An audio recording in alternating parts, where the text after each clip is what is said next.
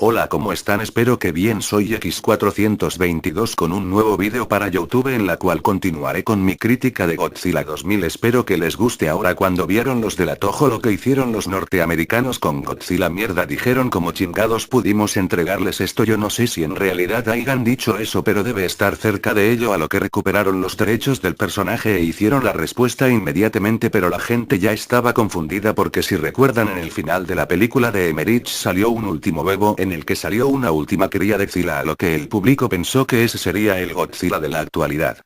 Ahora yo no sé, esto es solo una teoría mía, pero en ese mismo año creo, se estrenó Godzilla, la serie en la cual la última cría de Godzilla, o sea Godzilla Jr., era el protagonista. Pero he aquí la pregunta: qué rarito que este monstruo tenía todo lo del original. ¿Por qué será? Me pregunto yo. Pero si nos vamos a los pósters de la película, los pósters son completamente diferentes, pero el daño de Emmerich ya estaba hecho, por lo que el público estaba confundido, por lo que comenzaron a rodar la película, a lo que prácticamente el público vio la gran diferencia. Ahora, sin ofender, la peli no recibió muchas ganancias en taquilla. No digo que no recibió mucho, pero sin ofender, no voy a comparar una producción de más de 100 millones de dólares con una modesta producción de 8 a 9 millones de dólares. Y es que quieran o no, esa es la maldita puta realidad. Pero para ellos lo mejor vino con las compras del vídeo, ya que lo que ellos no recaudan en la taquilla lo recuperan en lo que eran las antiguas VHS y ahora los DVD. Ahora sí, la crítica, ahora yo la voy a criticar por los puntos básicos, o sea música, ambientación, guión, historia, FX, refrito cómico, etcétera. Muy bien, comencemos por el punto 1. Punto número 1. Historia. Muy bien, en sí una historia de Godzilla no es difícil de seguir, y si no lo recuerdan creo que lo mencioné en mi vídeo pasado de unos pasos para cómo hacer una peli de Godzilla. Bueno, si la Toho pensaba hacer una nueva historia de Godzilla, esta no podía caer en el mismo error, creo yo, del 84 o 85, en el cual hicieron pelear a Godzilla con los humanos. Ya no podías hacer más eso, creo yo. Y porque digo esto es porque la misma Toho mutó al personaje a más no poder. En un principio era la catástrofe de un holocausto mundial y un terror atómico, después mutó de nuevo, no gracias a la radiación, sino a su misma casa creadora de ser villano, a creo yo ser el tatara abuelo de los Power Rangers. De nuevo mutó a ser alguien respetado nuevamente, y luego al final ese respeto que se ganó simplemente lo pulió nada más. En sí la historia es de que, aparte de los monstruos y tener ciertas referencias a la peli de Contra Violante, es de la clásica bando bueno y malo, o mejor dicho, no te odio y ni me interesas, pero te voy a destruir. En sí no es difícil de desenglosar esta historia. Godzilla es el malo desde un principio, ataca, destruye y todo eso. Los humanos tratan de destruirlo, pero existe un grandísimo pero. Sale otra fuerza X, Y, Z, no sé, pero es más fuerte irónicamente que Godzilla y los humanos, y al final Godzilla tiene que salvar el día. Me pregunto yo y a ustedes, ¿por qué Godzilla ataca a los humanos? En un principio Godzilla atacaba a los humanos sin razón alguna, y quieran o no esa es la verdad. En la época Heisei este atacaba a las plantas nucleares porque quieran o no ese era su alimento favorito, y como sabrán todo ser tiene que comer ahora, pero pese que comía este no sabía que sus consecuencias destructivas eran enormes. Ahora en esta peli no solo ataca a las plantas nucleares sino a toda fuerza de energía.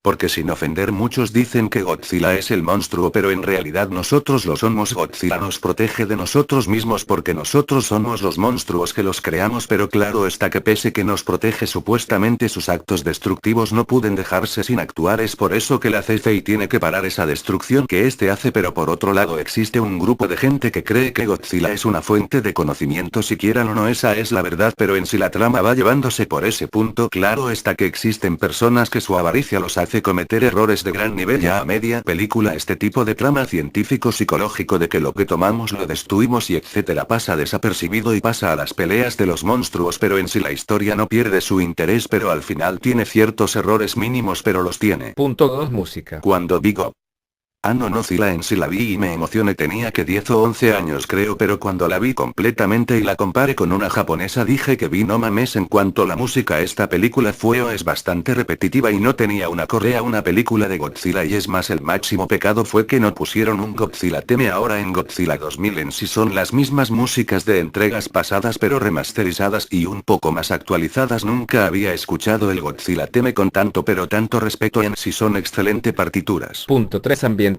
Godzilla, ¿qué es Godzilla? Esos son una serie de películas de cine B sin sangre en las cual vemos a un tipo vestido de dinosaurio destruyendo media ciudad y pelea con monstruos en ese mismo lugar hecho de maquetas. En sí las maquetas son parte importante en Godzilla porque sin maquetas no hay peli de Godzilla y esa es la verdad aunque no la acepten. En la época Showa había grandes producciones en las cuales las maquetas eran increíbles pero había producciones en las cuales eran un asco total. En la época Heisei eran aún más increíbles y no habían defectos pero en la época Millennium estas ambientaciones maquetas eran mucho más increíbles. Aquí lo interesante eran las tomas de cámara que seguro yo tomaron lo mejor de las pelis del 54, Destoroyah, 85 y mucho más en las cuales iba atacando y la gente corría a sus pies. También tenían esas tomas bajo computador en las cuales hacían ver más a Godzilla atemorizante más maligno. Esas tomas nocturnas eran increíbles pero claro está que no solo había tomas nocturnas sino de día como el ataque a la bahía en las cual mezclaban tomas de computador con tomas simples de Godzilla. En la batalla final las tomas simplemente fueron geniales porque la destrucción era sorprendente pero claro está que pese que tenía tomas increíbles no las voy a comparar con las tomas de Zilla de Ronald Emmerich que fue lo único que valió de la peli. Como quiera todos sabemos que las pelis de Emmerich solo son puros efectos y nada más pero ese es tema para otra ocasión. Punto 4 FX. Cuando hablamos de Godzilla los FX simplemente eran baratos tanto en la época Showa eran un simple bajo el rayo de Godzilla y de otros monstruos o incluso sin ofender al tipo solo le ponían un tanque de hidrógeno. En la época Heisei los mejoraron. El más claro ejemplo Godzilla vs Destoroyah en el cual los FX eran impresionantes pero claro está que en Godzilla 2000 los FX los mejoraron de tal forma que los incluyeron en las tomas de acción en la peli como en un principio o como en el ataque de la bahía o cuando aparece el platillo volador o el rayo de Godzilla era impactante, le quería salir fuego de la boca o la escena de la destrucción del edificio que le cae a Godzilla o cuando el platillo se transforma en un calamar gigante o X escena en la cual puedo mencionar X efecto pero en sí eran geniales. Pero no se comparaban o no puedo comparar con otras superproducciones de gran nivel de para esa época aunque eran mejores para películas que vi que eran un asco total pero la mejor escena de esa peli fue ver el Godzilla computarizado que le dijo al de Emmerich toma tu pinche Godzilla CGI. Punto 5 Comic Relief. Esta parte no la quería tomar en cuenta pero lo haré porque quiera o no una peli de Godzilla no puede dejar esta cosa en sí. El comic relief es la parte cómica de Godzilla pero en sí en un principio Godzilla no era cómico pero al ver el auge de popularidad la Toho dijo vamos a intentarlo. Creo yo que dijo eso mal. Error. En la época Showa el comic relief era primero un asco y segundo era inmenso. En la época Heisei lo disminuyeron un poco pero en esta peli lo aniquilaron por completo. En sí es nulo pero como quiera existe en esta peli. Punto 6 Traje barra monstruos. Una cosa a aclarar de los japos que estos tipos se inventan todo tipo de monstruo bizarro que aparezca y en esta ocasión no es la excepción.